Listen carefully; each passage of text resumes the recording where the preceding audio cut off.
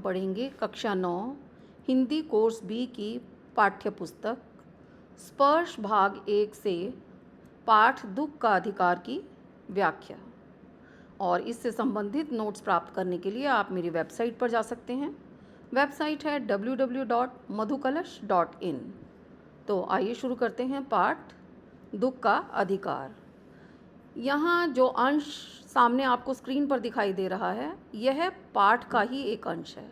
मैं इस अंश को नहीं पढ़ूंगी, मैं सिर्फ इसकी व्याख्या करूंगी ताकि वीडियो बनाते हुए ज़्यादा समय ना लगे। प्रस्तुत अंश में लेखक कहता है कि मनुष्य का पहनावा उन्हें अलग अलग श्रेणियों में बांट देता है।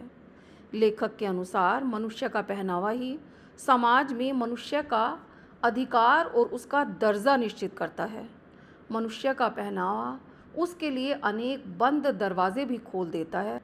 लेकिन कभी कभी ऐसी स्थिति भी आ जाती है जब हम समाज के ऊंचे वर्गों के लोग छोटे वर्गों के लोगों की अनुभूतियों को तो समझना चाहते हैं, लेकिन समझ नहीं पाते, क्योंकि हमारी जो पोशाक है हमें नीचे झुककर समाज की निचली श्रेणियों की अनुभूति को समझने में बाधक बन जाती है।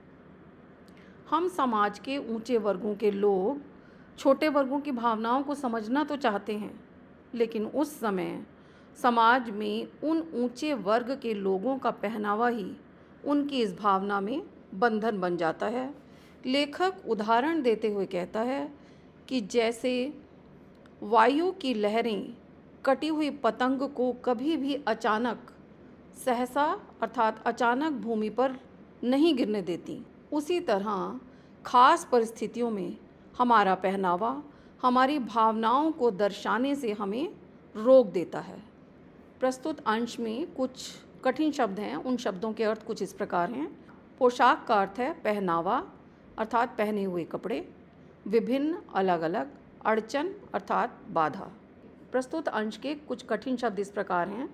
डलिया जिसका अर्थ है टोकरी, अधेड़ अर्थात ढलती हुई उम्र, फफक फफक कर अर्थात बिलख बिलख कर।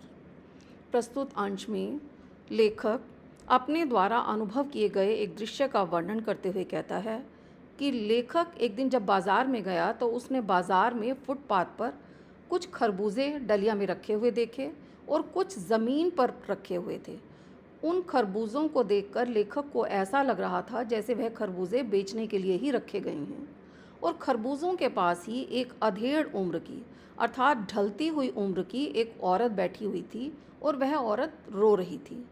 खरबूजे तो बेचने के लिए ही रखे गए थे, लेकिन उन खरबूजों को कोई कैसे खरीदता, क्योंकि खरबूजों को जो बेचने वाली औरत थी वह कपड़े में मुंह छिपा अपना सिर घुटनों पर रखकर फफक फफक कर अर्थात बिलक बिलक कर रो रही थी। प्रस्तुत अंश के कुछ कठिन शब्द इस प्रकार हैं। घृणा, नफरत, व्यवधान, समस्या, नियत, इरादा, व्यथा, दुख, बेहया, बेशर्म, बरकत, लाभ।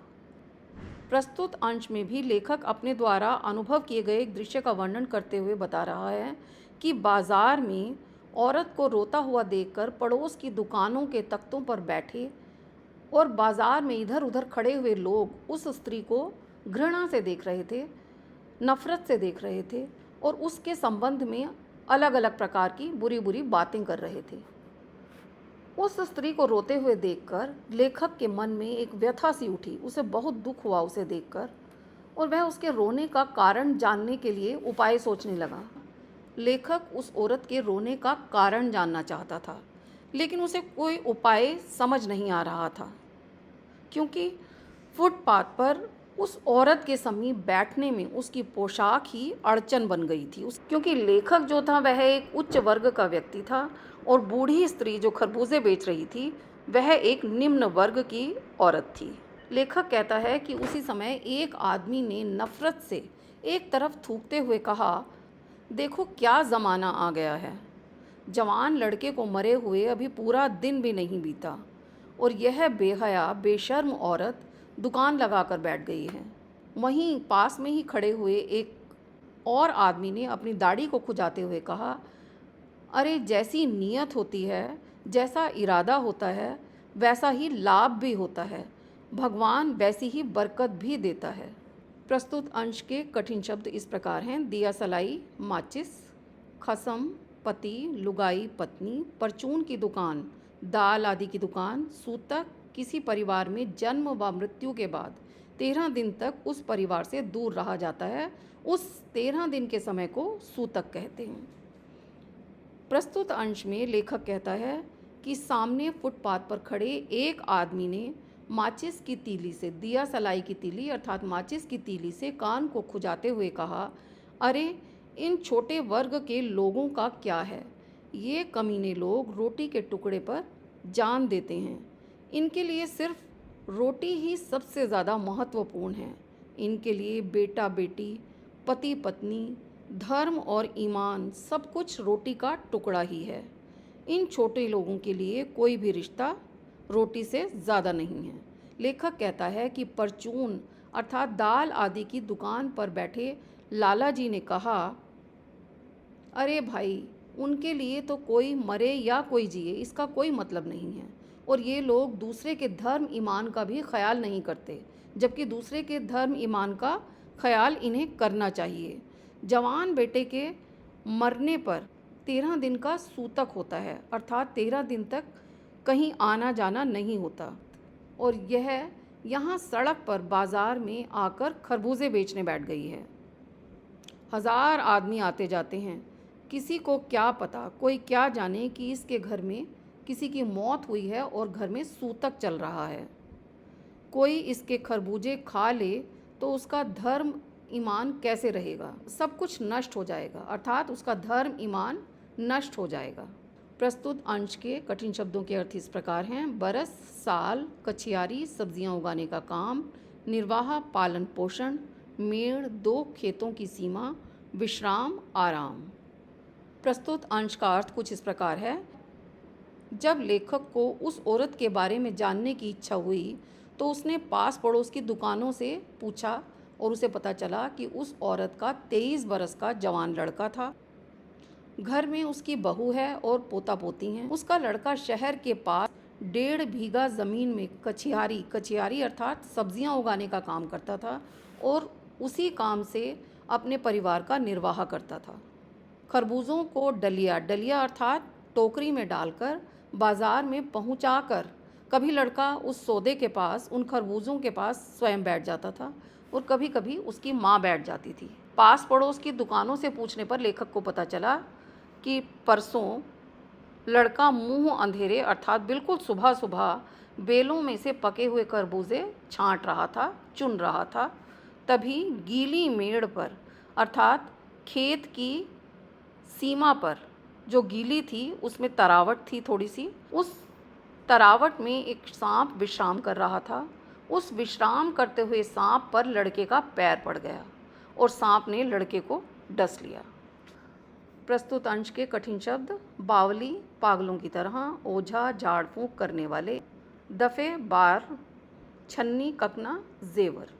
प्रस्तुत अंश में लेखक कहता है कि जब उस औरत के लड़के को सांप ने डस लिया तो लड़के की यह बुढ़िया माँ बावली होकर अर्थात पागल होकर ओझा को बुला लाई। ओझा अर्थात झाड़ फूंक करने वाले को बुला लाई।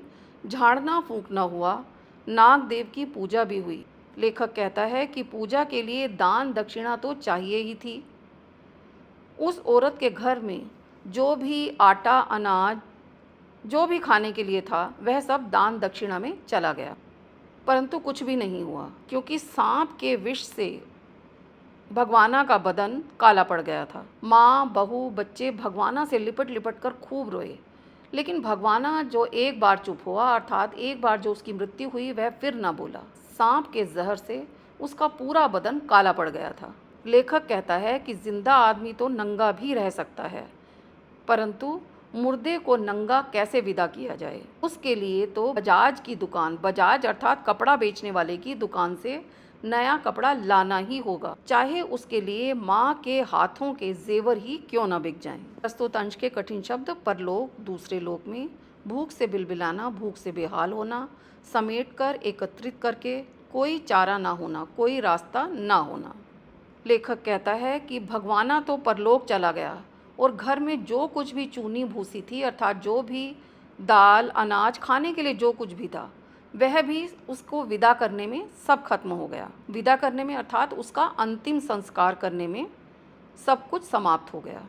भगवाना तो नहीं रहा, परंतु उसके बेटे सुबह उठते ही भूख से तड़पने लगे, भूख से बिलबिलाने लगे। दादी ने उन्हें खाने के लिए खरबूजे दे दिए, लेकिन बहू को कुछ नहीं दे पाई, क्योंकि उसकी बहू का बदन बुखार से तप रहा था। उसकी बहू को बहुत तेज़ बुखार था। अब बेटे के बिना बुढ़िया को दुअन्नी चवन्नी भी कौन उधार देता, अर्थात उसका बेटा ही नहीं था जो उधार चुका सकता था। यह जानकर कि अब बुढ़िया का उधार चुकाने वाला कोई भी नहीं है, तो उस बुढ़िया को कोई दुअन्नी चवन्नी भी उधार देने के लिए तैयार नहीं था। यही कारण था कि बुढ़िया रोते रोते और आंखें पोंछते पोंछते अपने बेटे भगवाना के बटोरे हुए खरबूजे समेट कर बाजार में बेचने के लिए चली आई, क्योंकि उसके पास कोई और रास्ता भी नहीं था। प्रस्तुत अंश के कठिन शब्द पुत्र वियोगिनी, पुत्र को खोने वाली, अर्थात जिसने अपने पुत्र को खो दिया हो। पुत्र वियोग, पुत्र से बिछड़ने का दुख। मूर्छा, बेहोशी, हरदम, हमेशा। प्रस्तुत अंश में लेखक कहता है कि बुढ़िया साहस करके खरबूजे बेचने आई थी, परंतु सिर को चादर में लपेटे और सिर को घुटनों पर टिकाए अपने लड़के के मरने के दुख में बुरी तरह रो रही थी। लेखक अपने आप से कहता है कि कल जिसका बेटा चल बसा, आज वह बेचारी दुखी बुढ़िया बाजार में सौदा बेचने चली आई है। इस माँ ने किस तरह अपने दिल पर पत्थर रखा होगा। अपने पुत्र को खोने वाली उस माँ के दुख का अंदाज़ा लगाने के लिए लेखक पिछले साल अपने पड़ोस में पुत्र की मृत्यु से दुखी माता की बात सोचने लगा।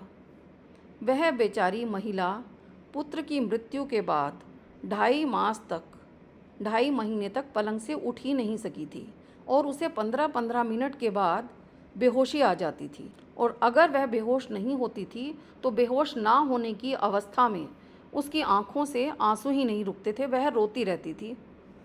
2 डॉक्टर हमेशा उसके सिरहाने पर बैठे रहते थे और हर समय बर्फ़ की पट्टियाँ उसके सिर पर रखी जाती थी।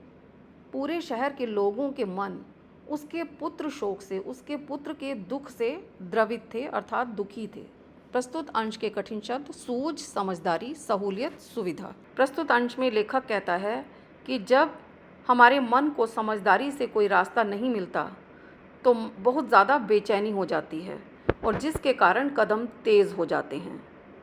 लेखक भी उसी हालत में नाक उठाए राह चलते लोगों से ठोकरें खाता हुआ आगे चला जा रहा था, और सोच रहा था कि शोक करने और गम मनाने के लिए भी इस समाज में सुविधाएं चाहिए, सहूलियत चाहिए, और दुखी होने का भी एक अधिकार होता है। मेरी ये वीडियो पसंद आए तो इसे लाइक करें, शेयर करें, और मधुकलश चैनल को सब्सक्राइब करना ना भूलें।